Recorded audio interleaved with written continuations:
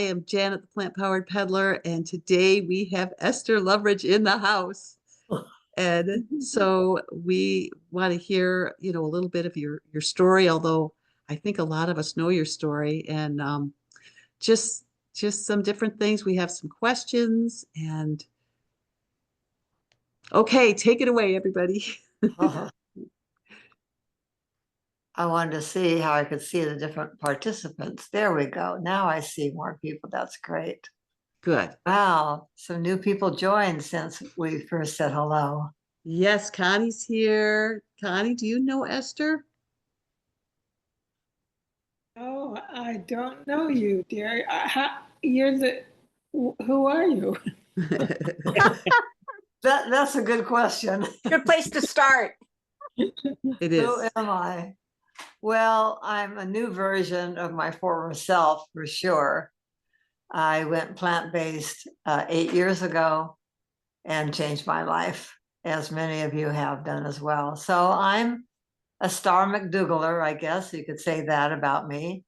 Dr. McDougall has been the most important person in my transition following his Maximum Weight Loss book.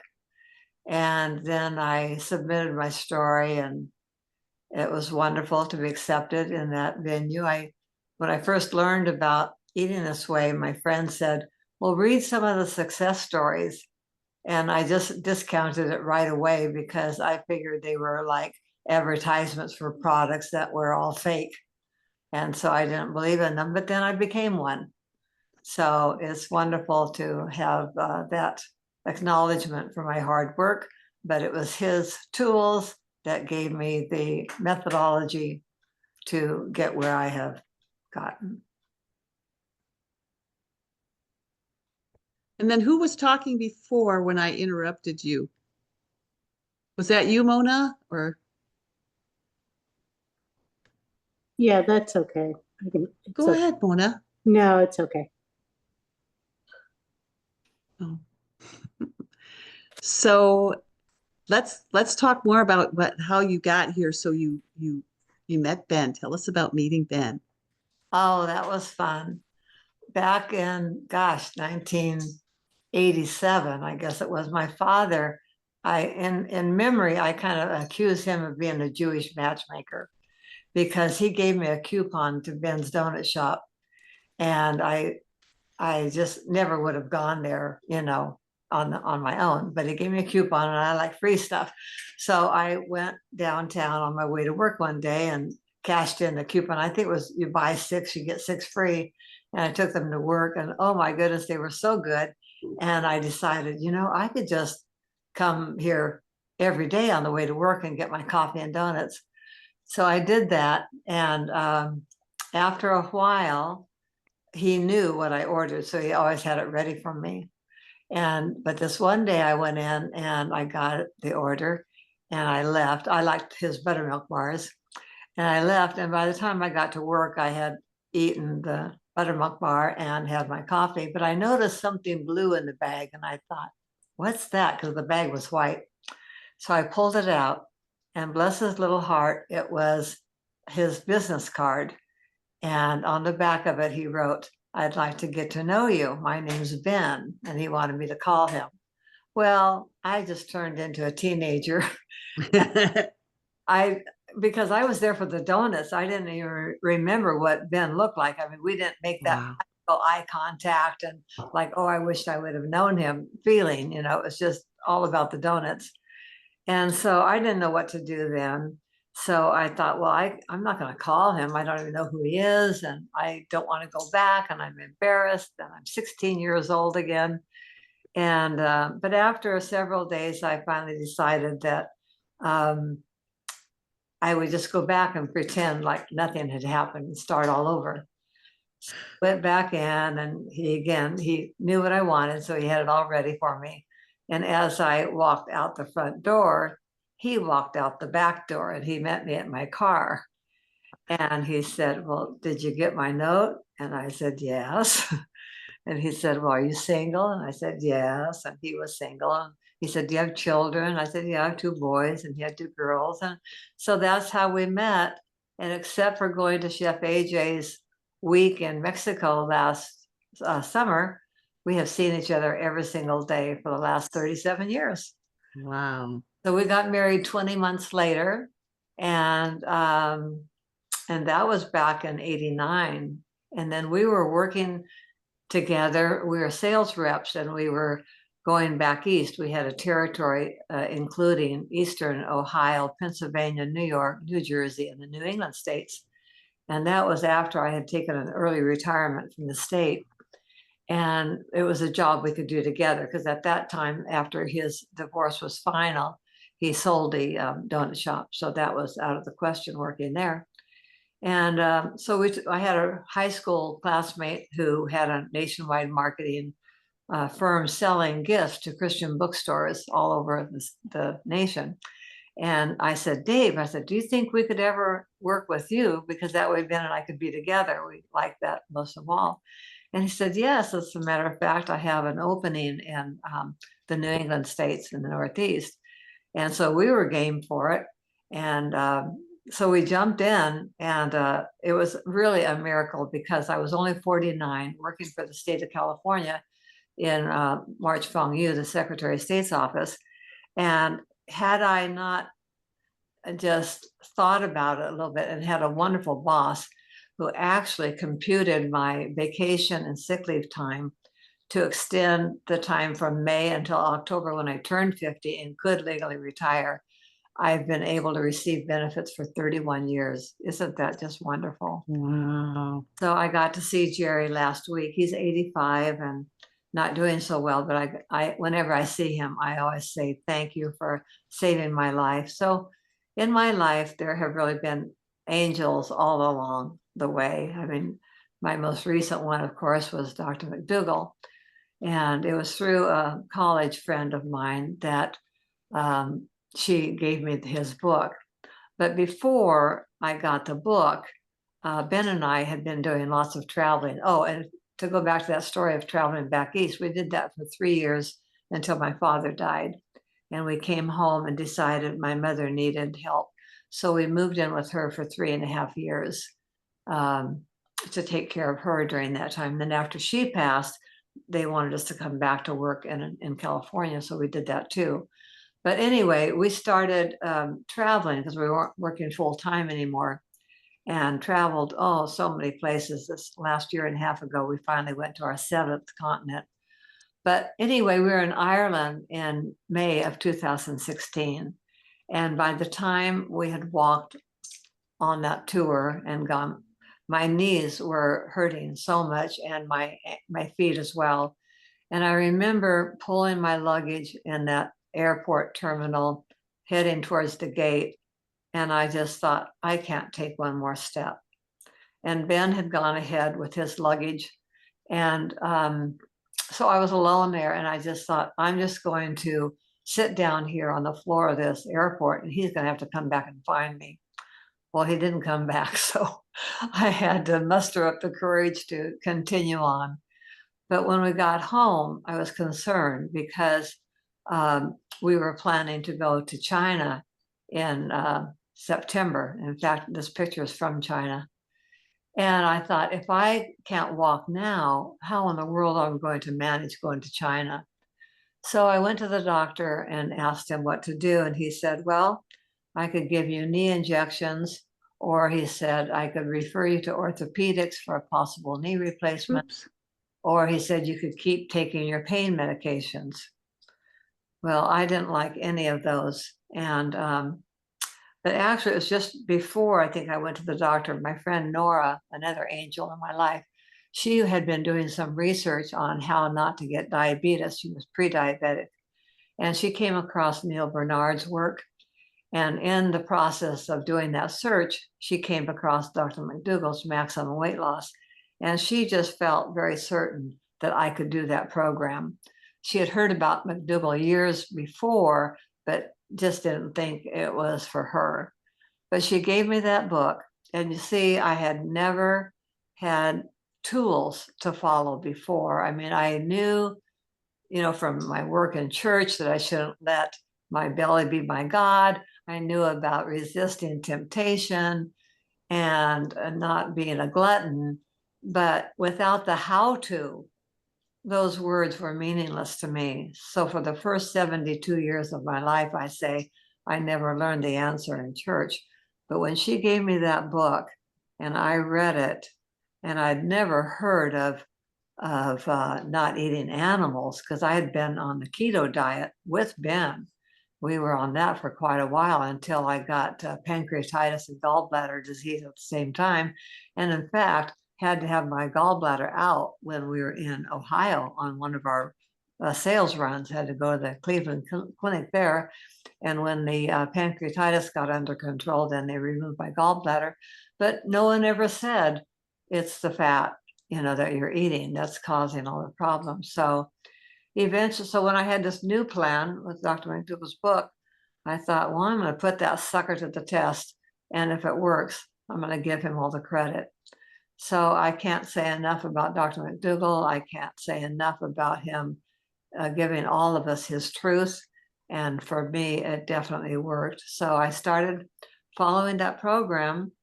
And before I actually got started, I had visited the doctor, as I mentioned earlier, and I told him about this program of eating whole food. And he said, well, if I told my patients to eat that food, they would say that's not real food. And then he went on and said, well, and there are no health food stores in this area, kind of like I live in the ghetto, And I thought, you don't need a health food store. You just need the produce department of any store. But anyway, then he dropped the bomb on me and said that if he wanted to refer me to orthopedics, I'd have to lose 70 pounds first. Well, that was like telling me to go to the moon, because at that point I weighed 257, and I had given losing weight some serious thought. And I thought, Esther, what's really reasonable, given your age and given your diet history, what's really reasonable for a goal? And I had come to the conclusion that weighing 200 would be reasonable and something I could do, because I had gotten down to 220 one time. And then after going to China, I was back up to 282. But anyway, it's 257 when I started McDougall. So that's where I count my 130-pound weight loss was from that, not the extra 25 I'd already lost. So I left that doctor and I went back home, did not worry about my knee getting replaced. We went to China, had a good time. And I think I started July 13th. And as soon as August 9th, we went to San Francisco for a Carole King musical. And they had these shirts there about feeling beautiful. And Ben bought me a shirt and I just put it on over my dress and I felt beautiful, even just from July 13th to August 9th. It was amazing how eating clean, I started feeling better. So we went to China and had a wonderful time. And I had also, when I started, I had set a little sticky note on my computer what my goals were for the first year. And I wanted to lose 70 pounds.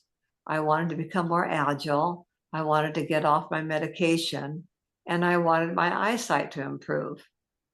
Now that's a mystery still to me, because I don't know where in the world I even had that come into my consciousness about my eyesight. But lo and behold, in December, I saw my ophthalmologist and he said that macular pucker you have in your right eye is ready now. We can do surgery. And doctors have always intimidated me, but when you eat this way, you get stronger and you can stick up for yourself. And I just said to him, well, do I need to have the surgery now? Because I've started changing how I eat. And I just have this idea it's going to affect my eyesight too. And he said, no. He says, come back in 6 months and I'll check you out. So 6 months later, I went back and he said, your eyesight has improved. So he says, come back and see me again in 6 months. 6 months I went back. He said, your eyesight's improved. So that's I don't know, the cherry on top of the sundae. But that is something I never would have imagined. And I no longer wear glasses. I haven't since then. I still have that macular pucker, I guess. I still have cataracts or whatever, but I can see. And in October, I had to go back to DMV, or Department of Motor Vehicles, to take the driver's test and the eyesight test again. And for the second time, I passed it. So, Wow. I mean, I wore glasses for 30 years for driving. I had a driver's license record that I would get a ticket if I didn't wear my glasses. Sometimes I wore contacts, but it's all gone. And when That's amazing. in 2018, when I went to the doctor, I said, well, should I be wearing my glasses, for reading my iPad or my iPhone in the dark, just to protect my vision? And the famous last words he said as I walked out of his room: with your eyesight, you don't need glasses. Wow, that's just so cool. I just love hearing that. Yes, it's just, I mean, that was a miracle. I never expected, for sure. But I wanted to lose 70 pounds the first year. I did. I lost 80, and I got rid of all my medications. And then the second year, I lost another 25. And the third year, I lost another 25 for a total of 130. And I just keep getting better and better all the time. Cool. Well, this is on edit. Okay. And then Ben, look at Ben. Yes. Tell us what happened with Ben. I wanted to move this, but it's on edit. I don't know how to take it off. Okay. Well, Ben weighed, his highest was 320. But he had, after being on the Atkins, he actually had lost about 100 pounds, and he was down to about 220. But when I started this, he just said, I could never eat like you. And I said, okay. I said, well, he was the main cook in the family anyway. So it was easy on me to just make my own food, and he made his own food. But as he says, when he tells his story, the propaganda started coming into the house. He started overhearing some of the movies and so forth. And he thought, well, maybe it's better for the environment. Maybe it's better for the animals. And he thought of all these other reasons, except saying that he wanted to lose weight too. But, his idea was he didn't want to leave meat and dairy in the freezer and in the refrigerator, being the frugal man that I taught him to be. And so he said, when the meat's all gone, I won't buy any more. And then after we had the family over for different holidays, he'd say, okay, after Easter, I won't buy any more dairy. I won't buy any more cheese. I won't buy any more milk or eggs. And, for him, it was really fast. That's basically all he did was give up animal, dairy, and oil. And he dropped weight fast. He went from 220 down to 160, and has gained that. Yeah. So The guys always have it easier. Yes, I know. He didn't have to give up pasta or bread, granola or peanut butter or jam or tamales, vegetarian tamales. And he eats a lot of tortillas that I don't. So he just has a different body, but just those three things: animal, dairy, and oil. That's all he had to give up. Of course, sugar, I mean, but I'm talking about food stuff. So he's a happy camper. He loves to go to the gym. He likes to ride the bike there. And I used to swim for my exercise. But I just don't anymore. I'm not I'm not a peddler like you, but anyway, I don't exercise, but I just love my life, and I love doing what I do, and I'm just thrilled to be where I am in my journey. Well, and tell us what came out of all this too with your book. Oh, yes. Well, I was at the gym back, and there was a water aerobics class there. And this one very large lady said to me, Esther, you should start a group on Facebook. And I said, well, I don't need to reinvent the wheel. I can just tell people to read Dr. McDougall's book. And she said, no, she said, you need to tell your story. And I felt at the time that it was like an ego thing, and I didn't want to get into that. But I went home and I thought about it, and I thought, well, maybe I'm being encouraged to do this for a reason. And so I think I started with 6 people, family members. It's kind of like when you do multi-marketing, you always start with your family. And then as it grew, people, oh, I know. And then then once I started doing Esther's Nutritional Journey on Facebook, then I started posting a word every day. I get a word in my head and write a little essay about it. So I started writing a little essay every day. And then people in the group said, "Oh, Esther, you should write a book." And I said, "Well, why should I write a book when I write a page every day for free? And you guys can read it, and I don't have to publish the book, and you don't have to buy it, and it's free, you know." And they still encouraged me to write the book. So what I did in the end of 2019, I went back through the year and I recaptured all of those essays that I had written during 2019. And I started on January 14th, submitting it to the publisher.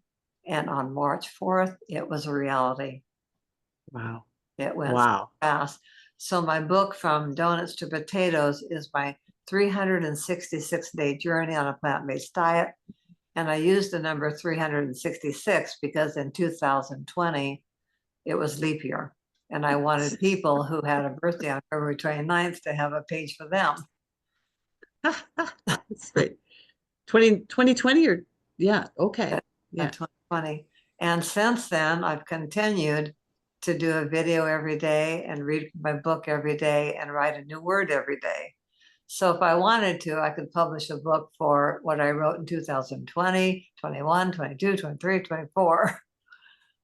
But I haven't. I mean, they're all on Facebook. You know, I can go back and get them and so forth. But I don't know if I'm going to take the time to do another book, but that's, you know, to be seen. But that's kind of where I am with that. Mona says, what a sweet story. What an amazing transformation. And she catches your video daily. So do I. I think a lot of us here do. We Well, just love you. it's kind of like Chef AJ said one time. I think she's had me on her program 3 times. She's had Ben and I on there as well. Yeah. And then recently, I did one for her bundle that's going to come out next year. Mhm. But anyway, she always wanted me to do cooking, and I'm just a simple Simon. I mean, I cook so simply, and I couldn't imagine having to do recipes and all of that. I used to look at recipes and I'd say, who wants to go to the store and buy all that stuff to use at one time? And I just couldn't get turned on. A couple of recipes, but not many. You did 3 of them on one of your interviews. You made oatmeal Yes, and cauliflower bisque yeah, that's right. and I a did. And then dessert. I was trying to talk and do everything at the same time. My water almost evaporated from my oatmeal. And then I did show, yes, in the beginning I made oatmeal and I couldn't put, you know, like those old marshmallow squares we used to like with the Rice Krispies. Well, I just would put the oatmeal in that kind of a pan. And then when it cooled, I'd cut it up into 8 servings and scoop it out. You know, and then add at that time I was using almond milk, use that on it. And I put cinnamon and turmeric for a while too, I think, and that was supposed to be helpful. Yeah, I did that. And I think I did Chef AJ's cauliflower bisque. And then I think I did my 3-2-1 recipe. And then I think I might have also talked about my recipe for brown rice. So I was able to do a few, you know, but this last time, it was so funny. I had all the ingredients out because that's all I do now is just pull ingredients out of the refrigerator or out of the Instant Pot. And then she said, "Oh, are those the ingredients?" And I said, "Yeah." And then so we kind of went off on another tangent. So I didn't really get to show it, but it's going to be fun, whatever it is. But yeah, you have an Instant Pot, an oven to roast your potatoes, and fresh raw food or whatever. It's just so simple and so easy. So Yes. Can you share what Remind the us, Daniel?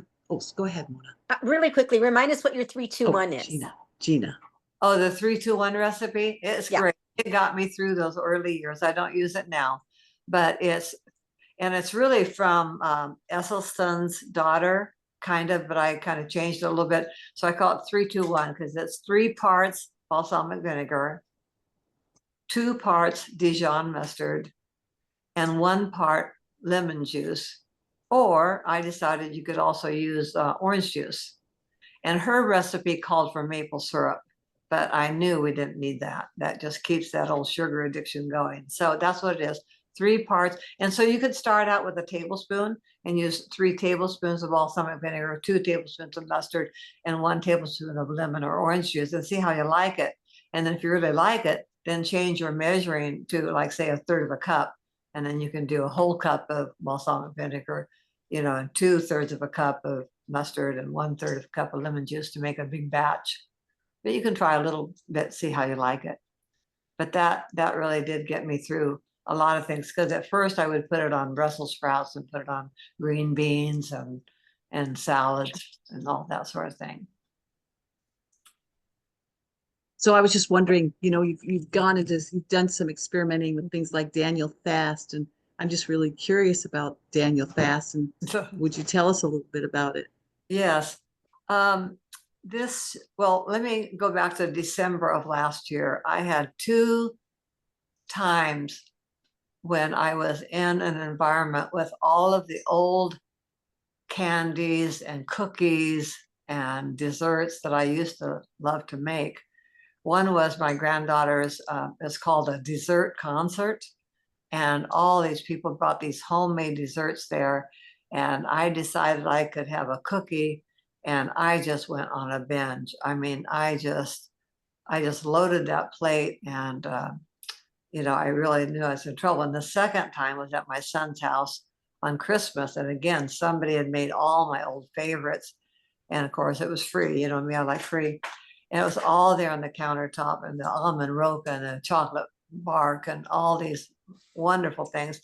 And so I knew that I wasn't cured yet. I mean, when I went that, and then the next day I went right back to my potatoes. So it wasn't like those 2 incidences took me on a longer time. No, but I got right back. Yeah, my saying is always make your next bite be a potato. Kind of cleanses your palate and gets you back on track. But anyway, I've been thinking about this Daniel's fast. I had heard about it a lot, and it's from the book of Daniel in the Old Testament, where he was brought as a Jewish person into Babylon, and he was he and his friends were the most fit people, and they were brought into the king for service. And of course, the king wanted him to eat like his own other servants ate, which was all the king's dainties and the wine and so forth from the king's table. But Daniel was a very different sort of fellow, and he wanted to stick with his diet, which was vegetables and water. And so the guy who was working as a intermediary thought he could lose his head if he couldn't get Daniel and his friends to eat according to the king's wishes. But Daniel came up with a brilliant idea, and he said, let's do a test. Why don't we go for 10 days and then test? I'll continue eating the way I eat, and the king's men can eat the way they eat. And after 10 days, let's do a test and see who's strongest.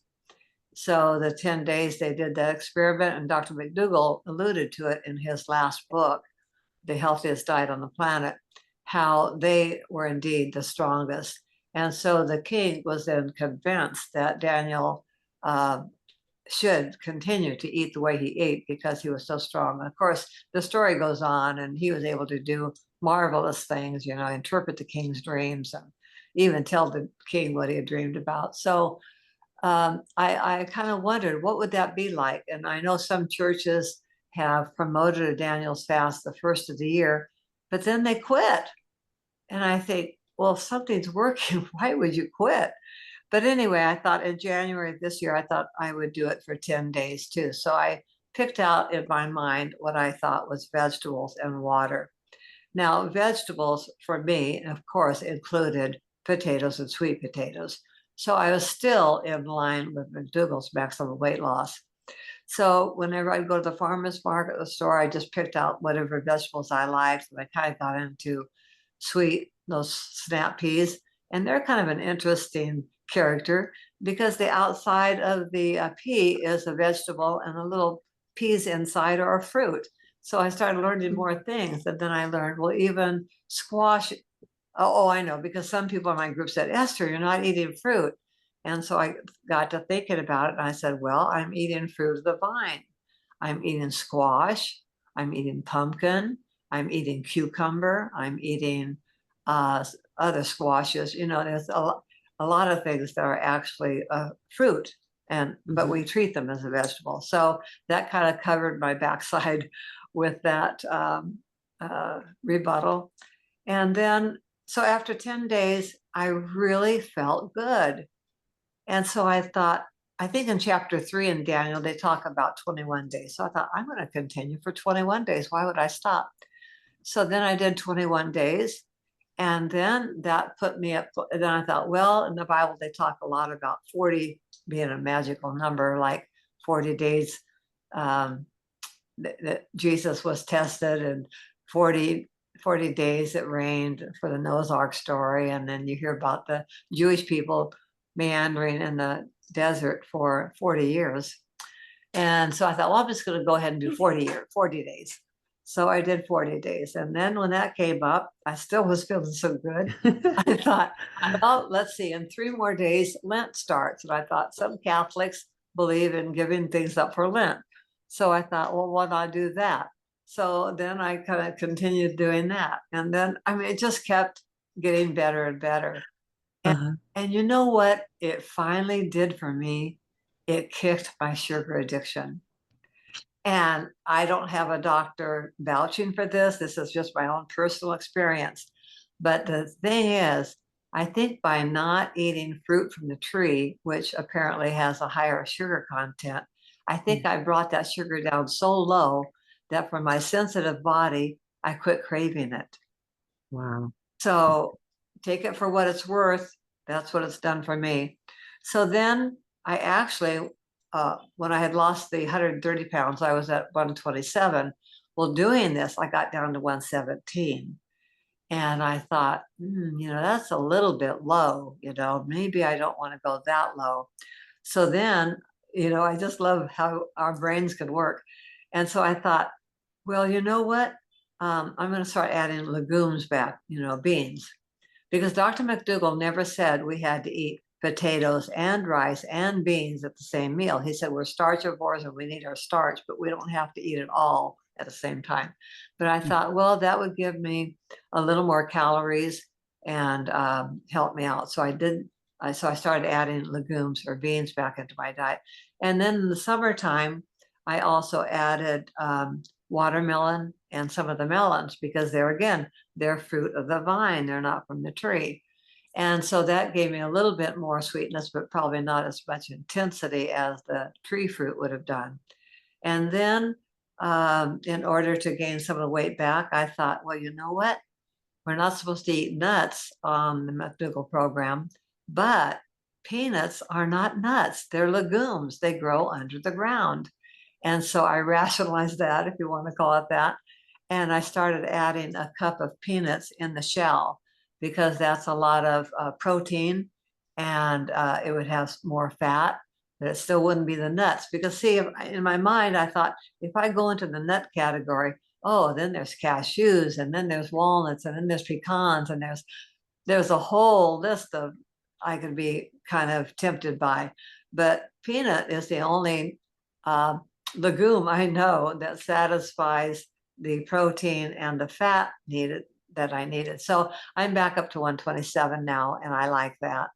So I just kind of watch my weight, and because I don't want more weight on my body for my knees, because I never did have my knee replaced, and I know extra weight on my body could cause pain in my knees. So that's one reason why I want to keep in touch with where I think my body needs to be. So I just gone on and on, but No, you're doing great. so We So love it. that's what it's done for me. And then then I've added some blueberries, because again, they're fruit of the vine, and I did have some strawberries, but I really haven't. We have a pomegranate tree, and I had 1 pomegranate this year. So, Oh, you know, we gave the rest away. And one day I did eat a lemon cut up in a glass of water, ate the whole thing, rind and all.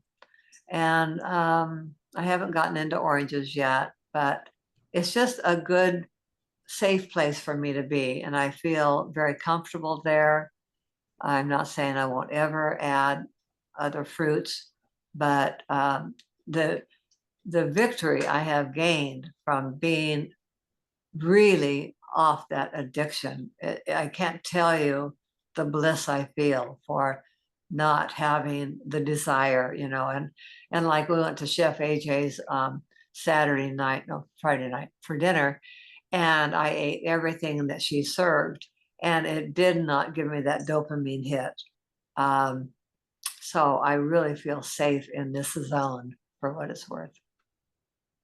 Well, the fellow who runs Hippocrates, I was just putting it in the chat. He was addicted to fruit. You know Who- Hippocrates? Who is that?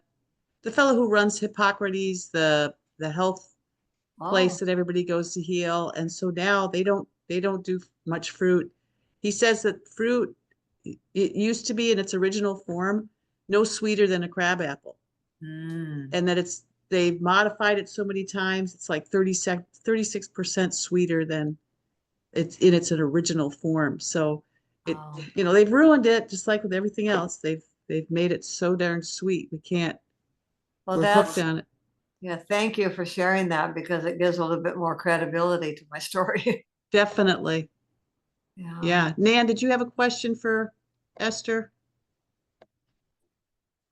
You know Nan, Oh, Esther. hi, Nan.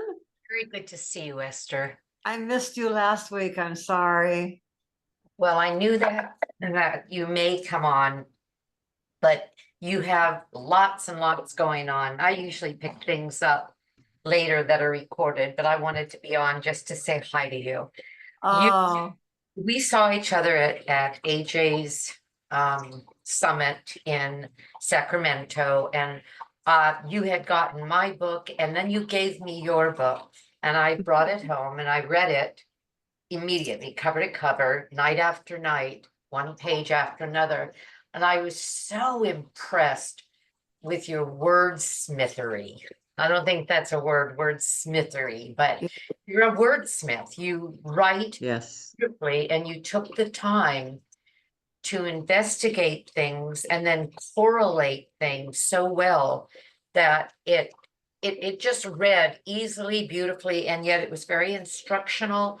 And I repeat to people all the time, and that's why what I wanted to say.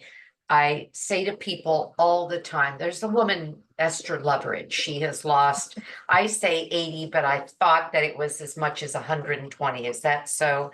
130, yeah. There you go. All right. And I said, and she learned what to eat and what not to eat and not what to mourn over with a simple statement that she said to herself again and again. And I say that to myself again and again. Can you guess what it is? That one simple statement that you repeat. That's Well, It's the one I love is there is no guilt, only learning. Well, see, I love that too, because Yeah. that takes away that extreme frustration and disappointment that can send somebody over the edge. But you it's said not my food. not my food. It's Yeah. what? Oh, not my You say, food. that's not my food. Yeah. And by looking at something on a table and simply dismissing it or having somebody offer it, I don't know that I would necessarily say that to someone who says, oh, look, Nan, I made you a cookie, you know. But I say it to myself, and it is something that people can say to themselves and learn to say, to dismiss urges. It's just to simply say, that's not my food, any more than, I don't know if you said this, or if it was somebody else who said, then a trough of cat food would appeal. No, that wasn't me. It's not my food any more than a trough of cat food would appeal to me. Anyway, it's a good example. So I want to thank you again. I think you're terrific. Oh, thank you. I was telling my friend today that you were on last week, and she said, well, you're going to follow Nan. And I said, yeah, but she's beautiful.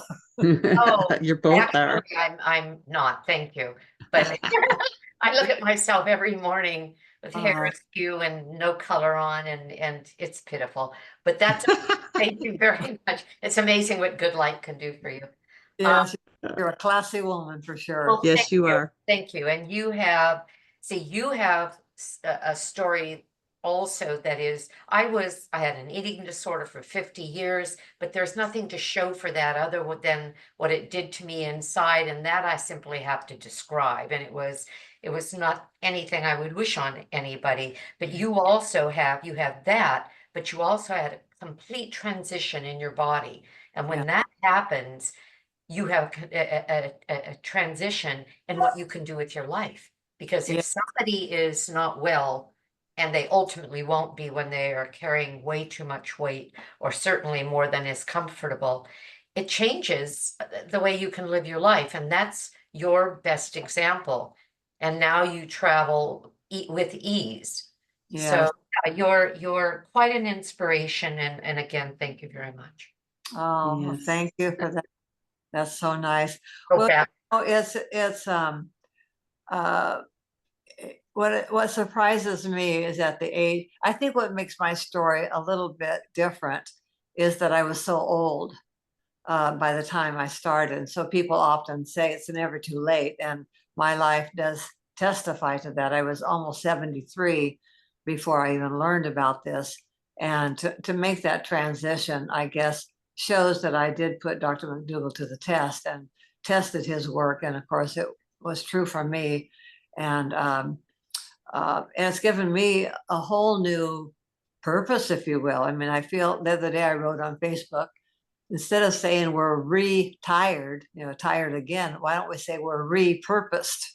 Yes. Because we all still have so much we can do on a day-to-day basis in helping anyone we come in contact with. And we all are called to share the light that we've been given. It's not given to us to go hide in a corner. We don't hide your light under a bushel. You put it on the mountaintop, right? Without it being your ego. You want to be sensitive to other people who are struggling, but the addiction is so strong that many people aren't even aware that they're addicted.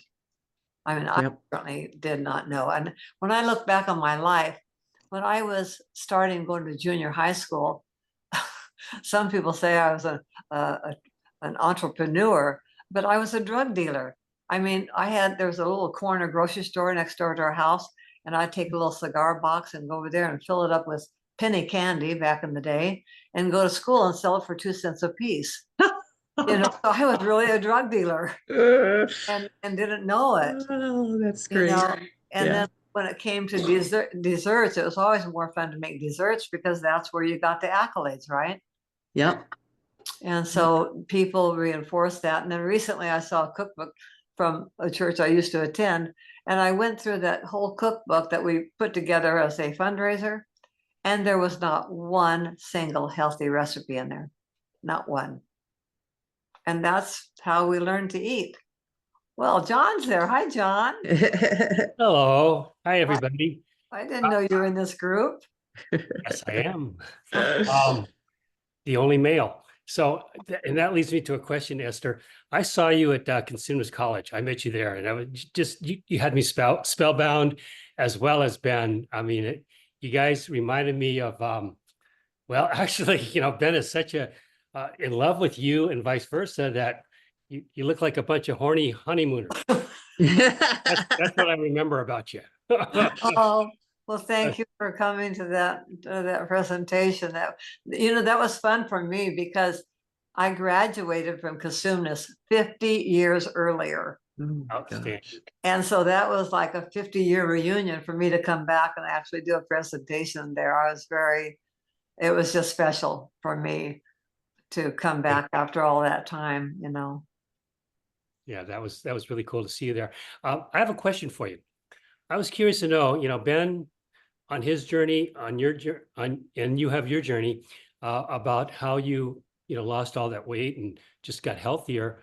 And I'm usually in the very much of a minority in these communities, that I love so much and I get so much value from as being a male.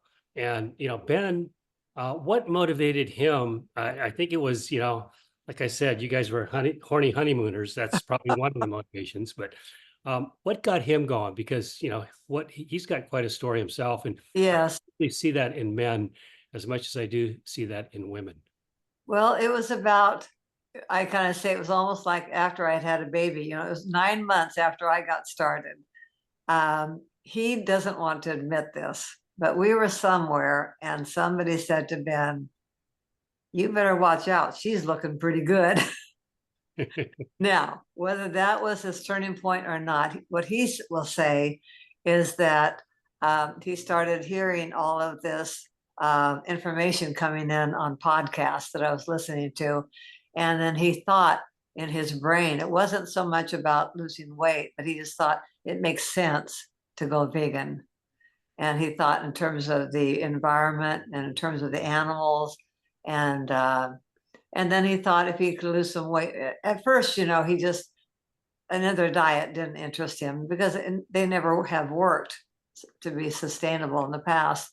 But I think when I was showing that it was sustainable, and then he could use these other features to make a change without it being a diet, but thinking beyond himself perhaps, and decided to give it a try. So when he quit buying the meat and the dairy and the oil, you know, I mean, it just literally fell off of him. So And he's never gone back.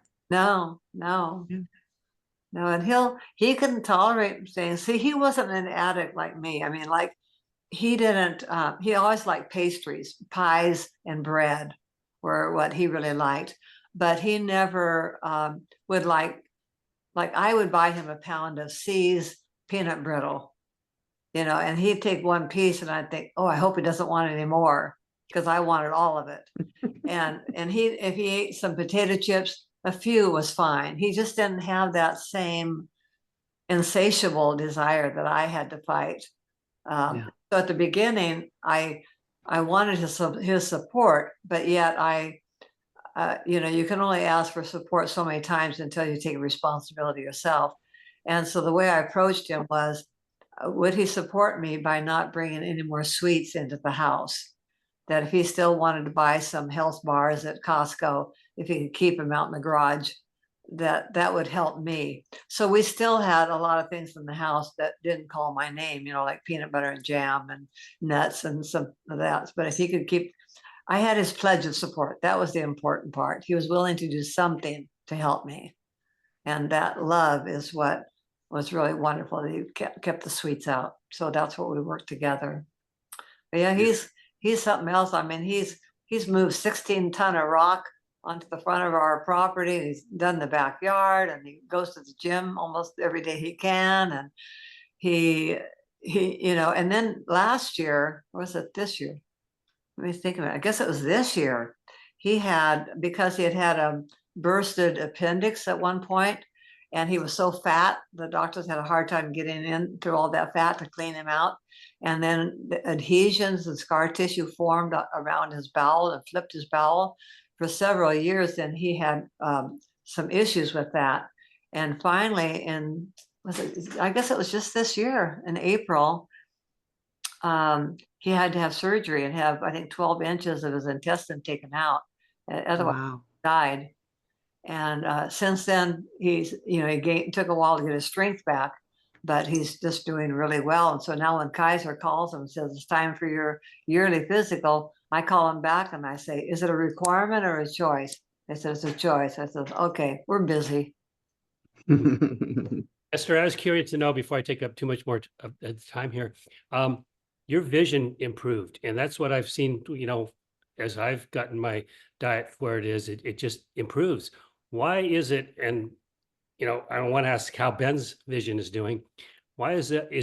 Would you say in general, vision is something that in general can occur as far as improvements go? Well, it must be a person by person thing. Ben had already had his cataracts removed. So he doesn't use glasses for driving, but he does for puzzles and reading. Well, I would say, I think it's because I eat so much cleaner than even he eats. But it's an organ, you know, and our body is just made up of all these different parts. And it makes, and I was eating lots of carrots, if that means anything at all, and just super clean. So I don't know, but I have heard of other people who saying their eyesight has improved. Hmm. So it's just another organ, and if everything else gets well, why wouldn't that? But Yeah. what was surprising to me was that I even thought of that at the time, because I hadn't heard anybody say that before. Yeah, that's great because I've noticed that, I can read my iPhone without glasses. I can read books without glasses now. Even though it's a habit of mine to put glasses on, I still can do it without it. But Yeah. Well, I think, and I'm kind of far out on this, but I think glasses can be a crutch, Mm-hmm. because if we use them, how can our eye muscles get stronger? Mm-hmm. it's good. So it's worth thinking about, that if we have to out of habit put those things on. I'm not going to say my vision is 20/20. It's not perfect, but as far as reading, I mean, I can read the tiniest thing, but I probably could use some glasses for distance driving, especially at night, maybe. But if I pass the test, I'm not going to worry about it. That's good enough for me. Great. Thank you. Thank you very much. Thank you, John. You're welcome. Gina's here. Hi, Esther. Hi, Dina. Um, She gives the best hugs. Yes, she does. so does Esther. I wanted to ask you a little bit more about what I had asked you when we had met at one of the potlucks. But what I wanted to say was you kind of sparked something with me. The first couple of years when I went sofas free, or I, went on to the Chef AJ type of eating, I got that, excuse me, I got that calm, stable brain that she talks about. That was such a gift. I didn't even know what that was like before, not to always be thinking about food, or not Yeah. even just always thinking about it, but having an association with something happens and all of a sudden I relate it to food, or, driving down the street and seeing something and, wanting to go there, or, food place or whatever. But what was interesting is I did not change my way of eating, but I lost the calm, stable brain after a couple of years. And I know you were talking about, we were talking about this, the way you've been eating now with all the vegetables and potatoes and squash and stuff. And I just wondered if you noticed any sort of change, or if you could speak to like what happened. Had you lost your calm, stable brain, or did it get calmer, or Oh. how did that work? Yes, I think my brain has really changed this year by going even narrower, you might say, and it's, I know, because sometimes people just change their obsessions from being obsession about food or sweets in general, and then turning that obsession into searching for recipes like you're on a witch hunt. And it's that constant thinking about the food that is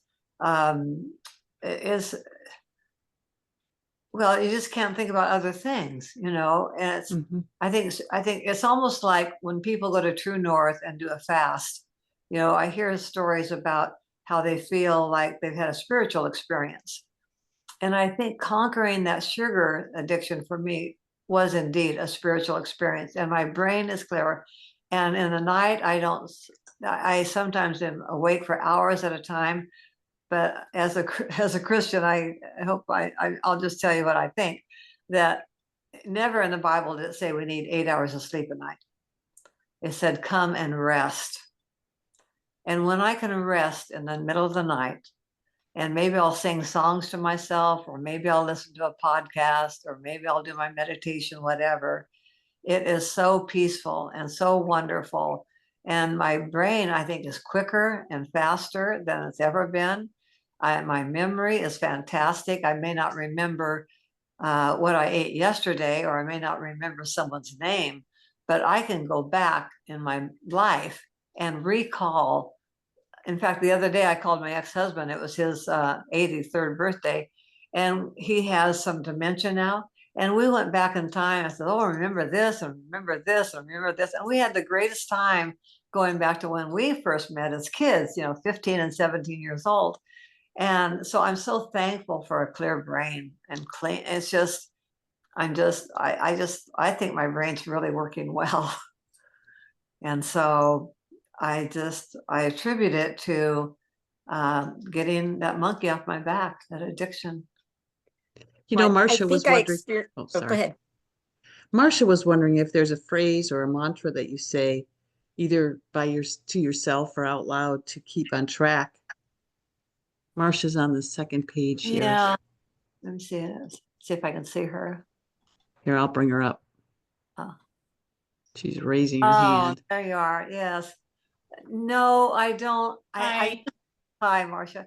I don't have a mantra like that, but I believe in God, and I talk to him all the time and ask for guidance, and I ask for a word every day.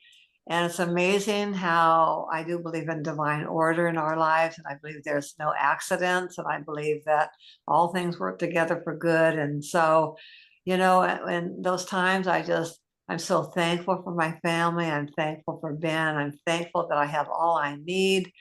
You know, there's just nothing in this world that I need. You know, we have an older home. My parents bought this in 59, and this is where we live now. You know, I don't have a new kitchen, and I don't have, you know, it's just so wonderful to know I am enough, I have enough, and there's no fear of lack in my life anymore. And I just have so much to be grateful for. So just having a spirit of gratitude would be my mantra, just to be thankful. Thank you. Thank you very much. And I've just followed you for a long time and have been in touch, and I appreciate everything you do. Thank you. You're welcome. Did you have more, Gina? I think Karen is waving I'm over her here in my, hand. yeah, thanks, Gina. I'm here in my corner. Well, listen, Esther, I just hope and pray you'll continue to be down to earth and very straightforward. Tell it like it is. It's very refreshing for us. You are a role model and a very, it's just an inspiring woman. Yes. Well, I love you too. She called me recently and we just had the most wonderful conversation, and our minds were on the same pathway, right? Absolutely. Yeah, in sync. You know, everything is just a matter of language. You know, some people speak a scientific language, some people speak a psychology language, some people speak an engineering language, and it's just all a matter of tuning in to the language of the person you're speaking with. Patty, who doesn't have a camera, she was wondering, are there 12 basic items that you shop for? Well, yes, at the top of the list is white sweet potatoes. And then more recently, I've been appreciating the orange sweet potatoes. They taste pretty good after all. I didn't used to like them as well. And thirdly, I like gold potatoes, Yukon Gold. And then next would probably come the little purple potatoes. And probably last would be the russets, but I enjoy those too. So I always have potatoes on hand. And I used to say there were 4 things when I first started McDougall. I'd say there's 4 or 5 things I always had on hand, and that was potatoes, sweet potatoes, beans, rice, and oatmeal. But I haven't had oatmeal all year. I haven't been eating rice all year. I'm not saying a person couldn't, but I would like potatoes more than rice. So that's just a preference. I don't use almond milk anymore because I don't have any need for it. I haven't been eating the burritos like I have in years past with the flour tortillas. When I go to a restaurant, I'll eat just a little bowl of beans. And I go for the company and the camaraderie, not for the food, because most restaurants don't have anything I like. I meet with a friend usually once a month, and we go to a pancake house, and I order the honeymoon salad. And the waitress says, I don't think that's on the menu. And I said, well, I'm sure you have it. It's lettuce alone. And you know, it's amazing what you can do if you want. And I don't even take dressing. I just sit there and pick at the lettuce. Oh, that's so fun.